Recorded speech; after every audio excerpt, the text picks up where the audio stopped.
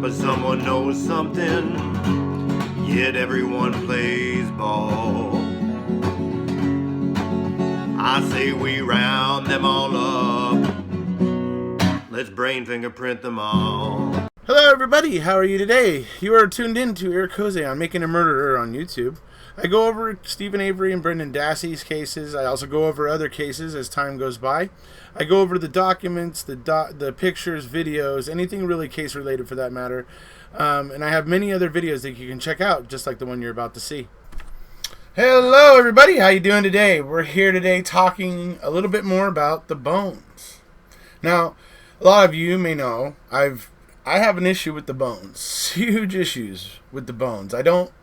I honestly do not believe the bones started at Avery Salvage, in Stephen's burn pit, or anywhere on Avery Salvage. I truly believe they started somewhere else. My gut is they started over on Xander Road. There's many reasons for that, but I'll maybe go into that in another video. Maybe I'll revisit the Xander Road video at some point, since everybody does like that video quite a bit. That video continues to get lots and lots of views, even this long after it was made. So that's usually a huge indicator that it's well liked. So I may go ahead and revisit that Xander Road video at one point, and I'll kind of go into some of my reasons why I think that is the origin site of the bones. But here nor there, I don't believe they started there. We're going to go through today some reasons why. But this time we're going to go through the lead crime scene tech. Lead crime scene tech Ertl, who is basically the most experienced crime scene tech on Avery Salvage. It seems clear to me that that's the case.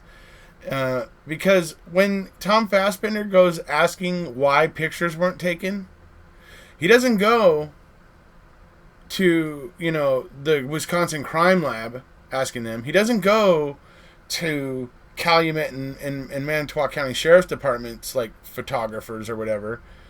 He emails Ertl, and he asks Ertl how come that didn't happen.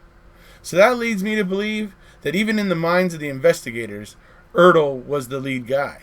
He was the guy that was most experienced, and it's just, for me, follows logic for the lead investigator to have immediately been going to Ertl about this issue. Tells me that they saw him as the lead. So, why that's important? Because if this guy is the lead guy, if this guy is your most experienced crime scene tech, your most, the guy that is the most trusted, that does things by the book, that documents it properly, and I mean, the guy that has that experience and has done it before, instead of getting detectives to somehow use their because they've passed the test to be fire inspectors, somehow trumping that up into being arson investigators, and that's what qualifies them to excavate these bones from the fire pit, while keeping the lead crime scene tech and his team away from it, and basically not even telling them about it until they had need to borrow their sifting equipment. Then suddenly it's like, oh yeah, we found this stuff over here, can we borrow your sifting equipment? And we're going to see in the testimony, how an exchange in email between Ertl and Fassbender, where Ertl basically nicely, he doesn't come out and he's not fire and brimstone and breathing fire, but he's basically roundabout saying, I don't know why we were excluded from this, but if we had done this, it would have been done differently, basically. And it's basically just kind of like that, and leaves it at that. But it's poignant. And the fact that there's no anger in it. He's just saying it matter-of-factly. He's a scientist. And that's why another thing I like about Ertl. It's, for me, I look at Ertl, and for him, it's about the science. It's just, he just evaluates it. It is what it is, and he evaluates it. And he's just a very scientific mind. So I like the fact that I don't feel he's very much influenced by emotion or any of the other things that I feel some of the people involved with this case may be influenced by. So, what we're going to be going into here today is Ertl's testimony. Now, I'm going to go ahead and leave a video that I made recently that has the footage that I took when I was at the Avery salvage yard in June, where I go on the little path from the crusher to where the RAV4 was, and then I go and I took some video over where the burn pit in the back of Steven's trailer was, and I explained some of the what happened with Cadaver Dog Brutus and basically the path of Cadaver Dog Brutus on Saturday the 5th over there at Avery salvage yard.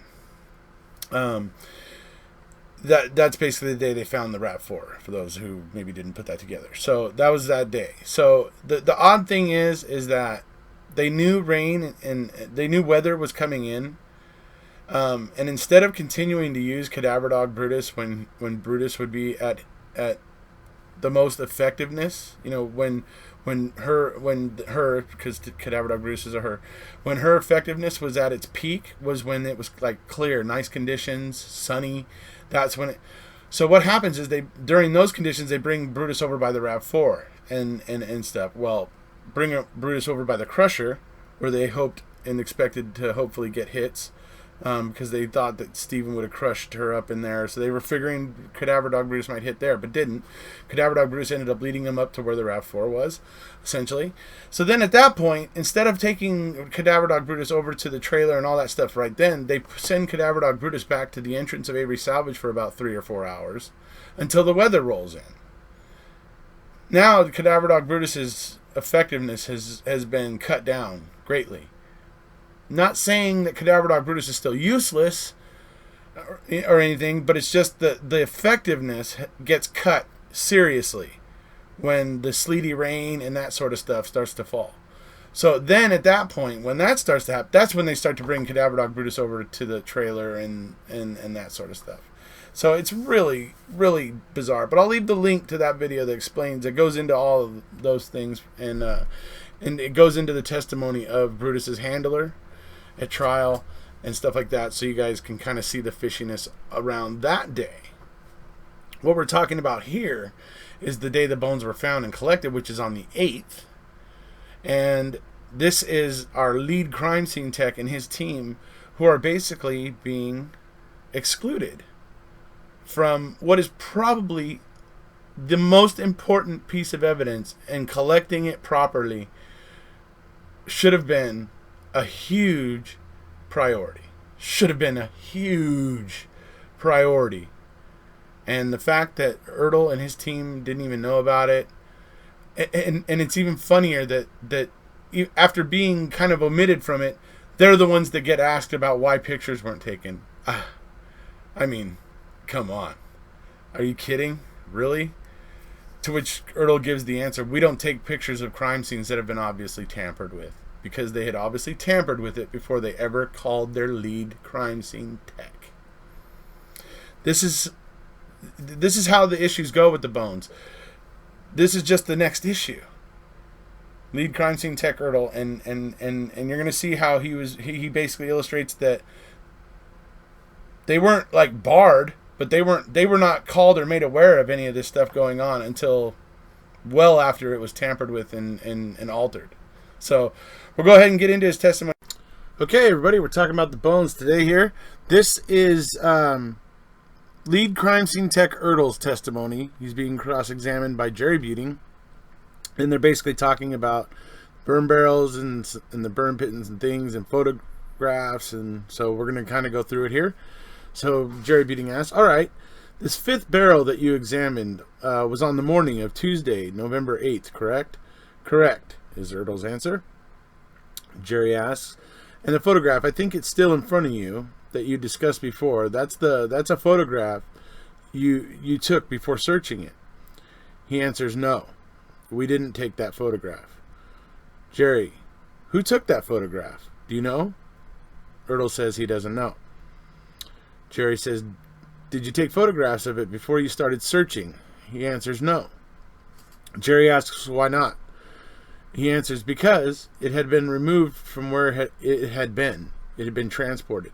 And then our goal was to sift it and recover what and then the court reporter couldn't hear. Our goal there was to sift the contents. Any documentation of the barrels at that scene, that's what's done. That was done by somebody else, basically. So they're saying that the scene was tampered with by somebody else. So basically, their job at that point became sifting the barrel to see what was in it. So, that's what's basically being said there. That's what's missing there if you're not catching it. So he's basically just saying that they didn't end up taking any pictures because he knows that when he first got there, he saw a wheel sticking out of it. And when they were finally brought over to it and introduced to it in any way, shape, or form, the wheel was gone. He knew the scene was tampered with. It was altered, and taking photographs of it would have been, essentially almost pointless. So anyway, it may or may not be the way it looked. You don't know? He says, no, I don't know. I was presented this morning this morning and asked if that looked like the fifth barrel, and it does to me. Jerry, all right. But in terms of it, it's what it looked like out there on the scene. Have you ever seen a photograph of that shows that? Ertl says, he showed me several photographs. One of them was further away, and it had the wheel that was in the barrel when I saw it, because this photograph here doesn't have the wheel in it. Basically, the one in front of him doesn't have the wheel in it. Alright, just for visual aid, this is the picture that Ertl is talking about at the moment. This is the wheel that he was talking about, and this is the barrel. He's saying that when he's saying that number one, when he was on the site or whatever, first thing he remembers is seeing that the wheel was in, the wheel here was, in the top of the barrel here. And he's saying that this picture shows the wheel out, so this is definitely a picture taken after the scene had been tampered with or altered. And so and the reason why Jerry's asking about this is to obviously show that they were not concerned about capturing images of the scene pristine before it was touched by any of the investigators or technicians, that they were obviously taking pictures afterward. Now, Ertl does say that somebody showed him some pictures earlier in the morning before he testified, and somebody was showing him some pictures, and he did see a picture of this, but further away, much further away, where the actual wheel was still in the barrel. So, but nobody bothered to get up close and take a close-up picture of it untouched, right? And that's kind of a theme that runs through his testimony here. He's talking about how so many things, him and his team just weren't even, they were kept really out of the loop. They were really not given a chance to be a part of any of this. And Ertl, certainly later on in his testimony here, through an email to Tom Fassbender, gives the indication that he feels him and his team would have handled it much better. So which I find interesting. So I just wanted to show everybody this. This is kind of what they're referring to about what's in the picture that is being looked at by Ertl there in testimony. So Jerry says, right. Ertl goes on, so I asked about the wheel. He said, oh yeah, there's another photograph that shows the wheel. They took the wheel out and looked inside. Question, and that photograph shows the wheel on the ground next to it, right? And he says, right. Jerry says, all right, so you were never brought to the scene of wherever the burn barrel was yourself? Ertl says, no. Now, this is the lead crime scene tech. This is where I want to break in for a second. This is the lead crime scene technician for this crime. They've supposedly are discovering bones, and this is their lead crime scene tech. And he wasn't brought over immediately before they started doing everything that they were doing and digging and basically just calling him saying, hey, can you bring us over your sifting equipment? Like they didn't want him anywhere. Like they didn't want him anywhere near it. Almost is almost what it seems like, because he's basically saying that everything was already well tampered with before we were brought in and made aware of it, basically. So why in the heck are a bunch of people who aren't really qualified to excavate and properly document a bone retrieval, kind of a excavation as it were, why are a bunch of people who aren't as qualified to do that kind of blatantly keeping the people that are qualified away from it? I don't know. That's what strikes me about this stuff here. Anyway. Okay, so you never actually saw it, in situ, so to speak, wherever it was located, and that's why you didn't take photographs of it. Well, I recall there was a burn barrel in the driveway, and that's where I was told. That was where I was told this one had been. But you didn't go and examine it? Ertl said, no, I did not examine it. So basically, the lead crime scene tech didn't really examine anything on site. Only back at Calumet County Sheriff's Department, these barrels were brought back to Calumet County Sheriff's Department, where him and his team sifted through them. They were basically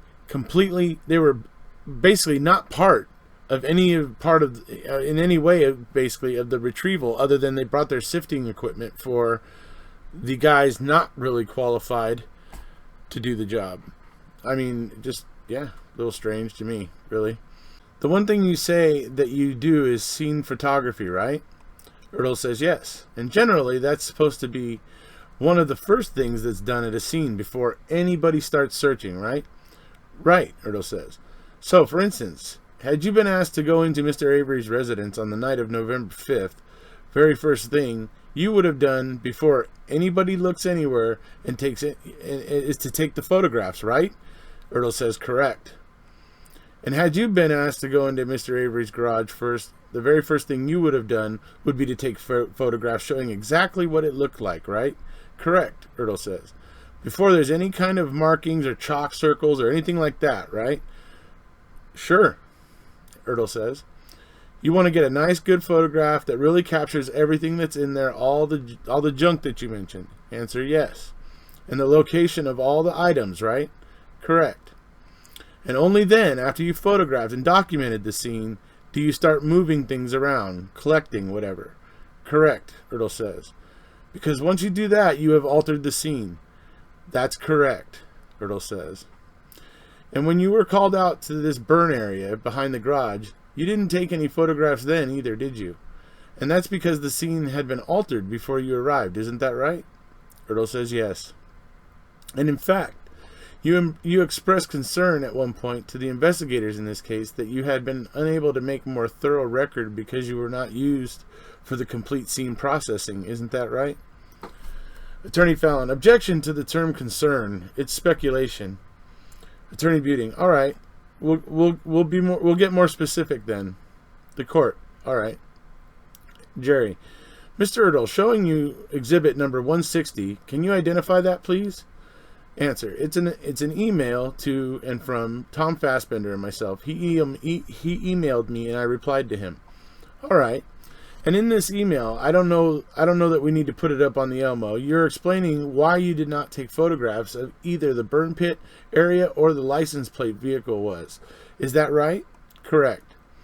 And in that, you state, in regards to the burn pit, our involvement began with a request to use our sifting equipment. The scene had obviously been altered at that point. Is that right? Correct, is what Ertl's answer is. And then, would you go on and read the next sentence, please? Read it out loud. I am trying to find it. I was not following along. I was recollecting.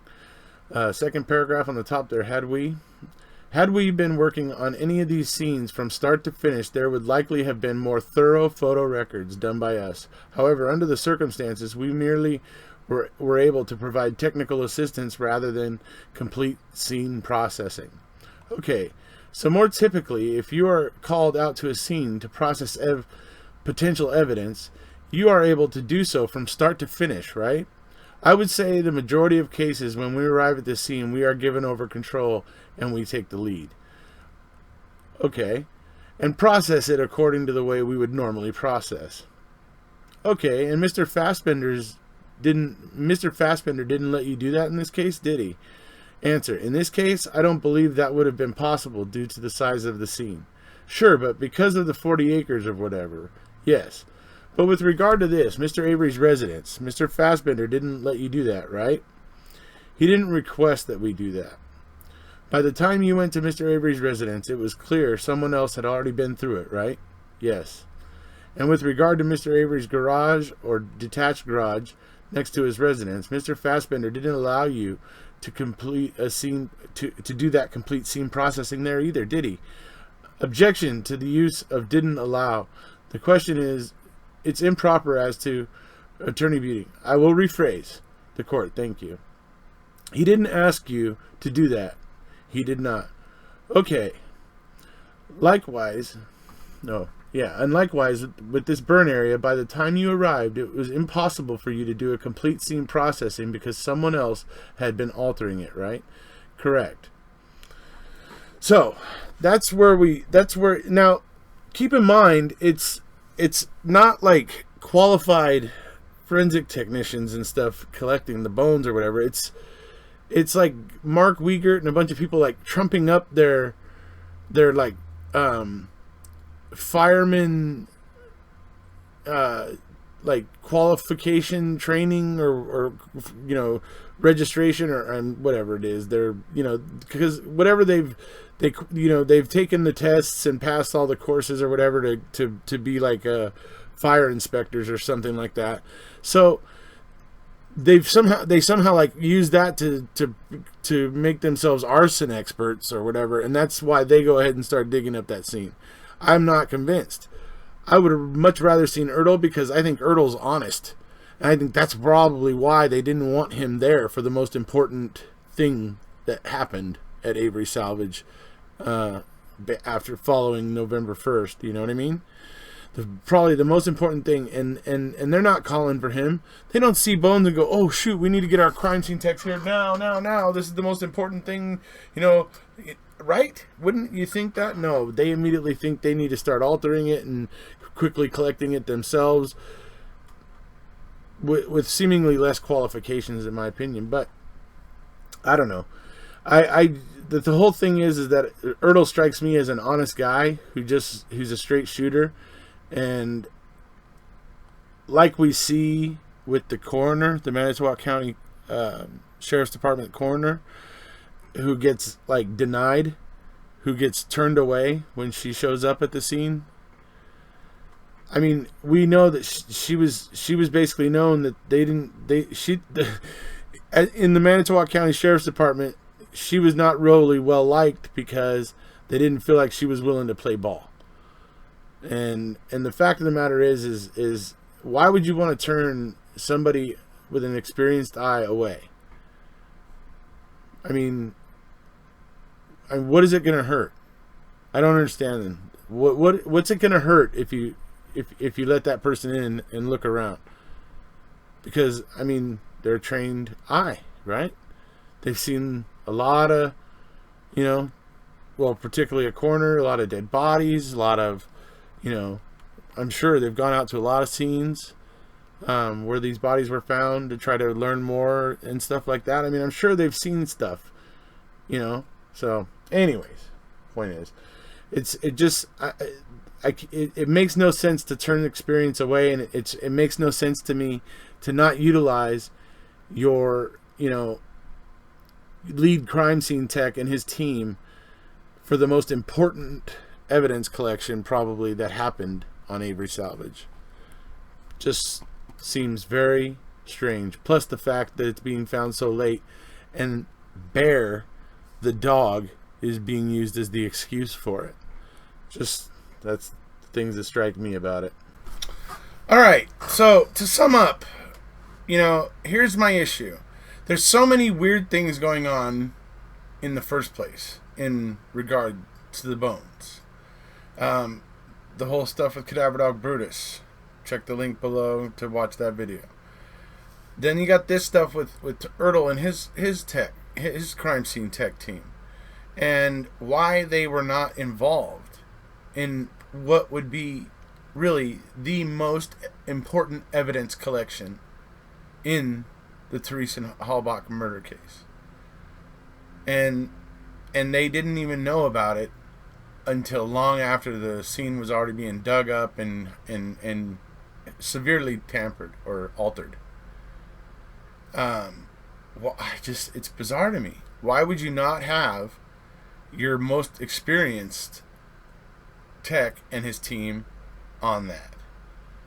You clearly, and it's funny because it's obvious that they must have been the ones there that were the most equipped to do it too, because they ended up having to ask Ertl for his sifting equipment because they didn't have any. So, yeah. I mean, you know what I mean? It's just like the whole thing that rings out about this is the guy who should have been doing it was not told about it. But then when they're in court and people are going, well, how come we have no pictures of what this looked like before and stuff? And Tom Fassbender's, then they're showing the email between Fassbender and Ertl, where Ertl tells Fassbender, hey, we don't take pictures of crime scenes that have been tampered with. In other words, you called us over long after. You should have called us first, right? Yeah, we should have been the first one. As soon as you guys saw one or two bones, you should have immediately been calling for us to get us over there. That's kind of, I mean, he's not really coming out and saying it, but in his kind of demeanor, that's what Ertl is kind of conveying here. He's just like, look, you guys called us over too late. We don't. What's the point of taking pictures of a scene that you guys have obviously already trampled and altered, and what would the pictures be? The pictures would be pointless because the pictures are supposed to be of the scene pristine before anybody tampers or alters it. So and it's just interesting stuff. It's these things that go around the bones all the way around. Remember the coroner. She hears about it. She sees it on the news or whatever and goes down to the salvage yard to go in there, and she is turned away. Peterson, head Sheriff Peterson, and two high-ranking public officials there in Manitowoc used their authority and turned her away. She was not even allowed on the property. Why? This is okay. Here's the other little thing about Manitowoc County Coroner's Department. Because Patty Burnson she didn't end up dead at the end. She was only raped by Gregory Allen, right? They tried to pin it on Stephen, but because she hadn't been killed, the Manitowoc County Coroner was literally like the only department at Manitowoc County Sheriff's Department that had no conflict of interest with Stephen's 1985 case. So once again, I ask the question, why would you turn an experienced eye away? Especially when that experienced eye is the one department of Manitowoc County Sheriff's Department that doesn't have a conflict with Stephen's 1985 case. Yet the freaking floodgates have been opened for every other department and all the other people that were involved in the litigation for the 1985 case and the wrongful conviction. Floodgates are open and they're all allowed in. It's like, yeah, there's no... The reason here is way off. This is the problem with it. This is why I continue to go on about the bones. So, that's going to be it for today, folks. If you haven't already, please hit subscribe, and we'll see you.